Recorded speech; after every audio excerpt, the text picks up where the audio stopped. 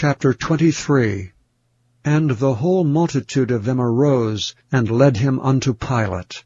And they began to accuse him, saying, We found this fellow perverting the nation, and forbidding to give tribute to Caesar, saying that he himself is Christ a king. And Pilate asked him, saying, Art thou the king of the Jews? And he answered him and said, Thou sayest it.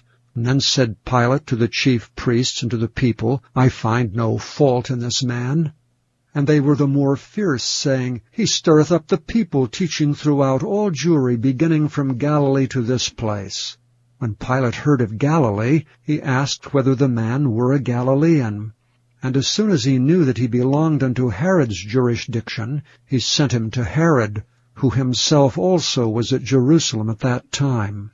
And when Herod saw Jesus, he was exceeding glad, for he was desirous to see him of a long season, because he had heard many things of him, and he hoped to have seen some miracle done by him.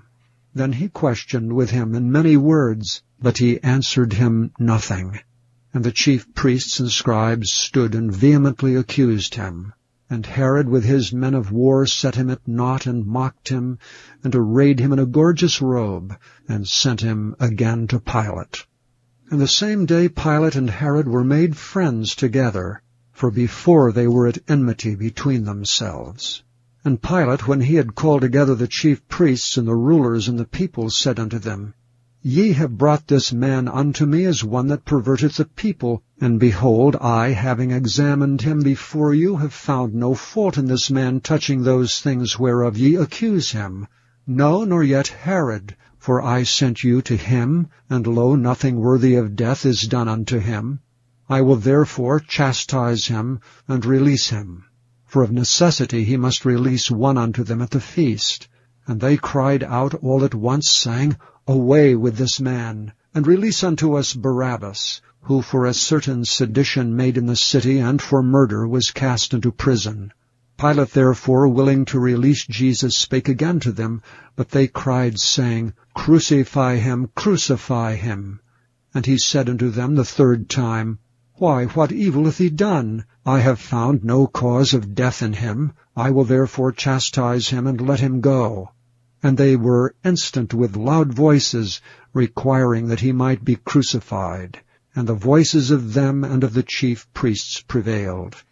And Pilate gave sentence that it should be as they required. And he released unto them him that for sedition and murder was cast into prison, whom they had desired, but he delivered Jesus to their will. And as they led him away, they laid hold upon one Simon, a Cyrenian, coming out of the country, and on him they laid the cross, that he might bear it after Jesus. And there followed him a great company of people, and of women, which also bewailed and lamented him. But Jesus, turning unto them, said, Daughters of Jerusalem, weep not for me, but weep for yourselves and for your children. For behold, the days are coming, in the which they shall say, Blessed are the barren, and the wombs that never bare, and the paps which never gave suck. Then shall they begin to say to the mountains, Fall on us, and to the hills, Cover us. For if they do these things in a green tree, what shall be done in the dry? And there were also 2 other malefactors led with him to be put to death. And when they were come to the place which is called Calvary, there they crucified him and the malefactors, one on the right hand, and the other on the left. Then said Jesus, Father, forgive them, for they know not what they do. And they parted his raiment, and cast lots. And the people stood beholding, and the rulers also with them derided him, saying, He saved others, let him save himself, if he be Christ, the chosen of God. And the soldiers also mocked him, coming to him and offering him vinegar, and saying, If thou be the King of the Jews, save thyself. And a superscription also was written over him in letters of Greek and Latin and Hebrew, This is the King of the Jews.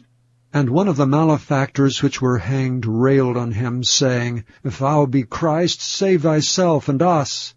But the other answering rebuked him, saying, Dost not thou fear God, seeing thou art in the same condemnation? And we indeed justly, for we receive the due reward of our deeds, but this man hath done nothing amiss. And he said unto Jesus, Lord, remember me when thou comest into thy kingdom. And Jesus said unto him, Verily I say unto thee, Today shalt thou be with me in paradise. And it was about the 6th hour, and there was a darkness over all the earth until the 9th hour. And the sun was darkened, and the veil of the temple was rent in the midst. And when Jesus had cried with a loud voice, he said, Father, into thy hands I commend my spirit. And having said thus, he gave up the ghost.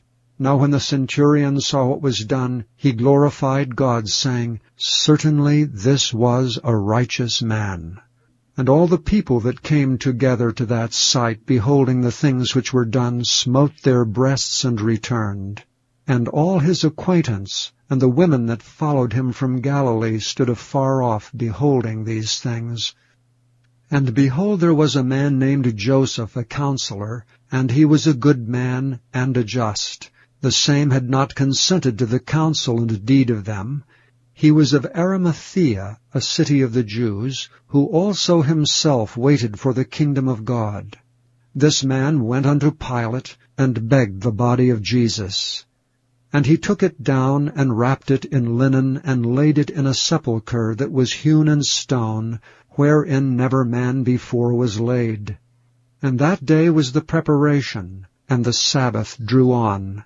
And the women also which came with him from Galilee followed after, and beheld the sepulchre, and how his body was laid. And they returned, and prepared spices and ointments, and rested the Sabbath day according to the commandment.